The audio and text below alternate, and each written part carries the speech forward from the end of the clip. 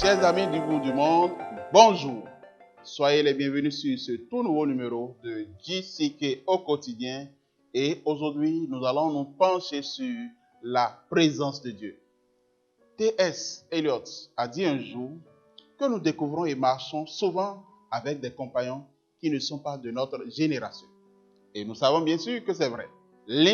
Abraham Lincoln, est aussi vivant pour beaucoup aujourd'hui que lorsqu'il marchait dans les rues de Springfield, dans l'Illinois, aux États-Unis. Personne ne peut visiter ces régions d'Afrique, si familière à Livingstone, sans visualiser son travail et sentir sa présence. Ou Monticello, sans être touché par les puissantes réalisations de Jefferson. L'adoration consiste alors à ressentir la présence de Dieu et à y répondre. Comment réagissons-nous à la présence de Dieu?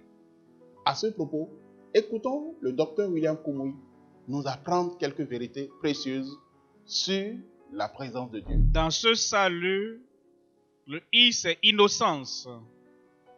Si il cause des problèmes, quelque part tu es innocent de ce problème.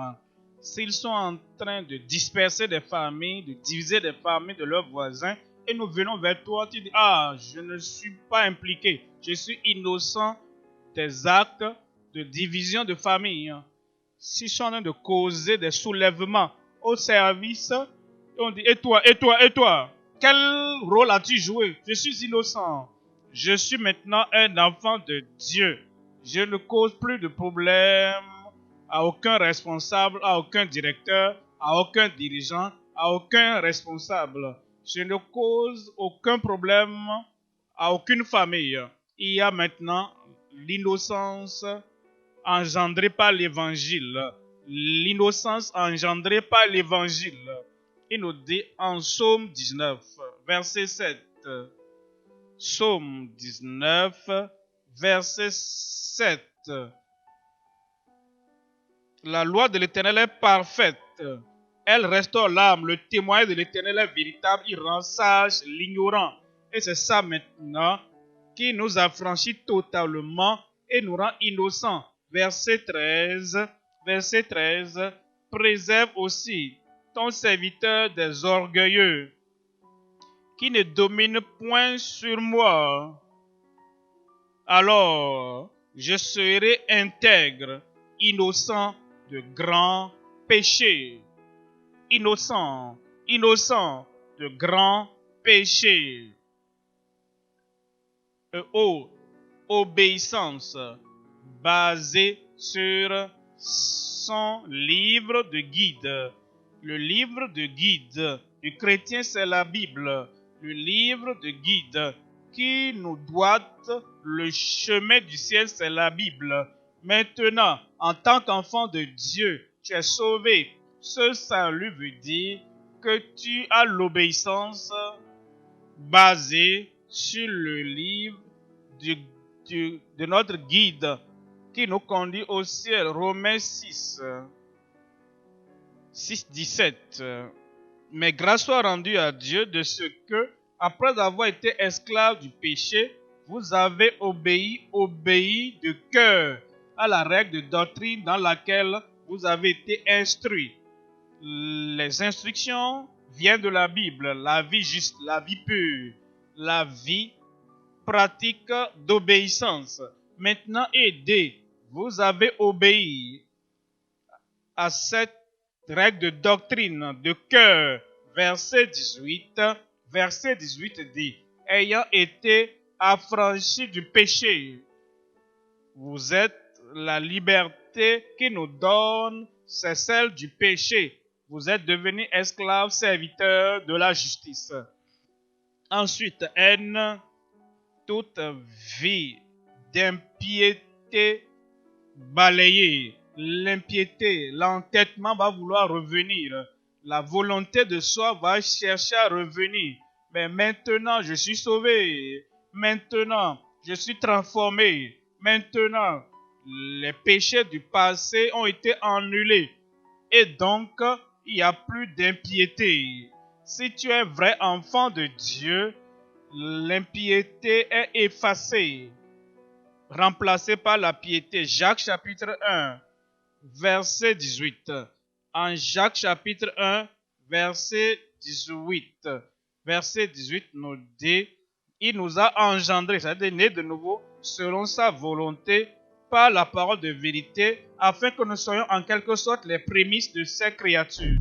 En écoutant le serviteur de Dieu, nous découvrons quelques points clés de ce message. Premièrement, l'évangile mène à l'innocence. Rien ne peut inverser notre culpabilité si ce n'est l'évangile de Jésus.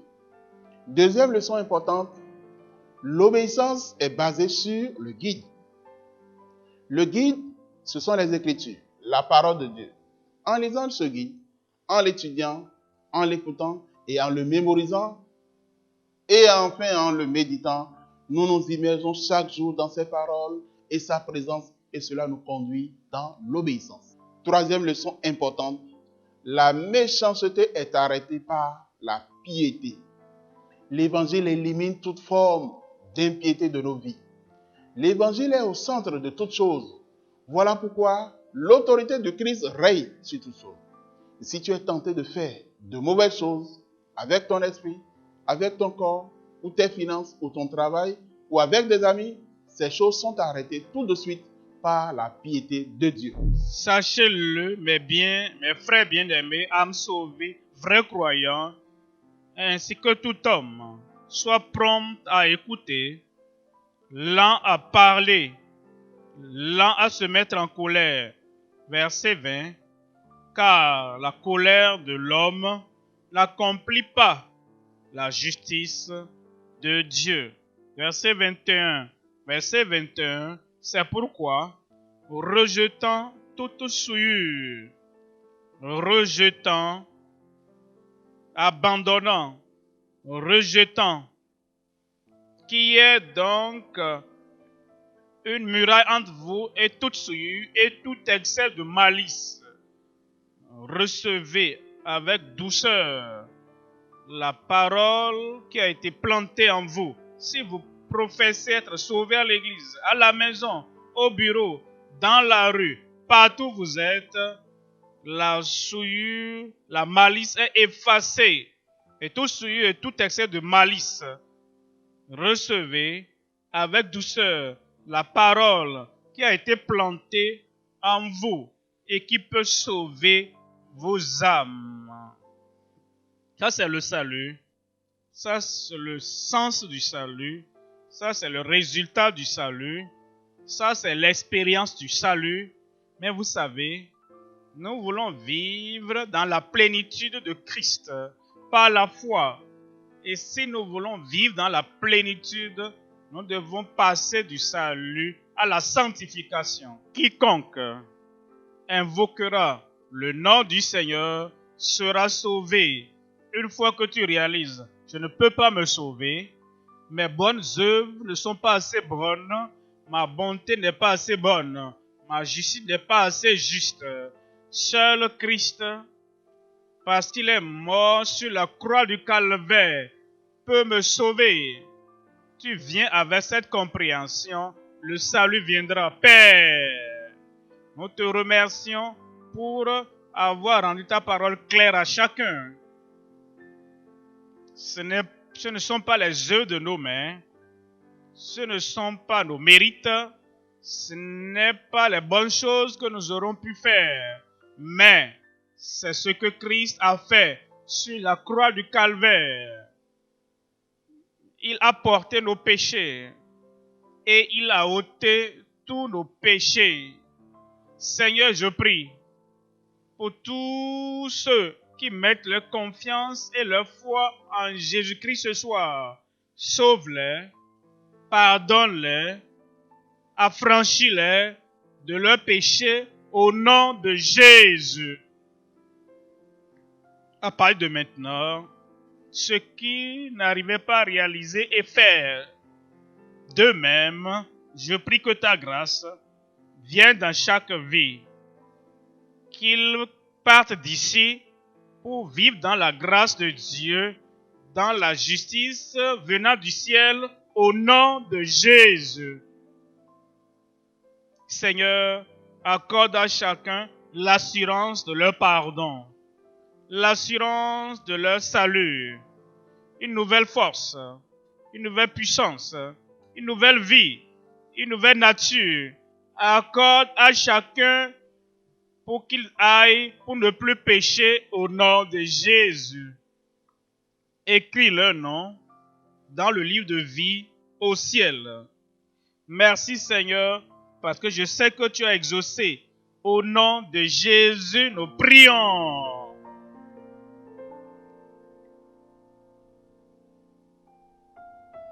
Ton heure a sonné. Tu lèves ta main pour ton miracle et tu mets l'autre main là où tu as le problème. Alors, après le dernier Amen, tu vas ouvrir tes yeux, tu vas vérifier, tu verras que Dieu a fait toutes choses possibles. Lève cette main, espère le miracle, fixe ton attention sur Dieu, car avec Dieu, tout est possible. Père, nous venons à toi ce soir avec une foi implicite, une foi inébranlable, une foi qui ne doute pas, sachant qu'avec toi, tout est possible. Nous venons pour ces possibilités de foi inébranlable ce soir. Et nous demandons, Seigneur, accomplis tes miracles dans chaque vie. Guéris les malades. Délivre les opprimés. Brise chaque joug. Détruis les œuvres du diable.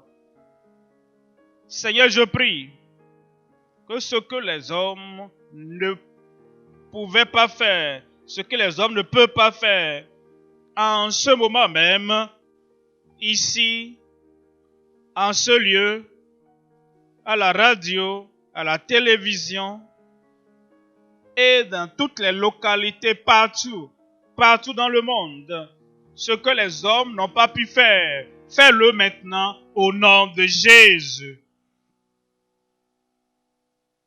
Que l'incurable soit guéri maintenant même. Perte de sang, dessèche au nom de Jésus. Cancer, soit guéri au nom de Jésus. Tuberculose, tu es guéri au nom de Jésus. Que tout joug, toute affliction soit ôtée de ta vie et de ton corps en ce moment même, au nom de Jésus. Guérison partout maintenant. Délivrance partout maintenant. Miracle partout maintenant. Seigneur, confirme-le dans chaque vie. Témoignage dans chaque bouche. Au nom de Jésus, nous prions. Merci de vous joindre à nous pour ce programme aujourd'hui. Vous avez certainement répondu à l'appel du Seigneur au salut. Il est temps de venir à lui pour expérimenter son amour si précieux. Et cet appel vient avec une grande promesse. La promesse selon laquelle quiconque invoque le nom du Seigneur sera sauvé. Si vous avez pris la décision de suivre Christ, nous souhaitons nous tenir à vos côtés dans votre nouvelle fondation de foi et vous aider de toutes les manières possibles. Veuillez donc vous joindre à une bonne église qui croit en la Bible et faites du ciel votre ultime objectif. Vous pouvez aussi visiter notre site web www.gchq.org pour rester connecté avec nous. Faites-nous parvenir également vos requêtes de prière. Nous serons très heureux d'avoir de vos nouvelles. Vous pouvez aussi visiter l'une de nos églises locales dans la localité la plus proche de vous. Avec la grande croisade avec Komoyi au quotidien, nous aimerons vous faire parvenir des ressources gratuites pour vous aider dans votre voyage de la foi et votre marche avec Dieu.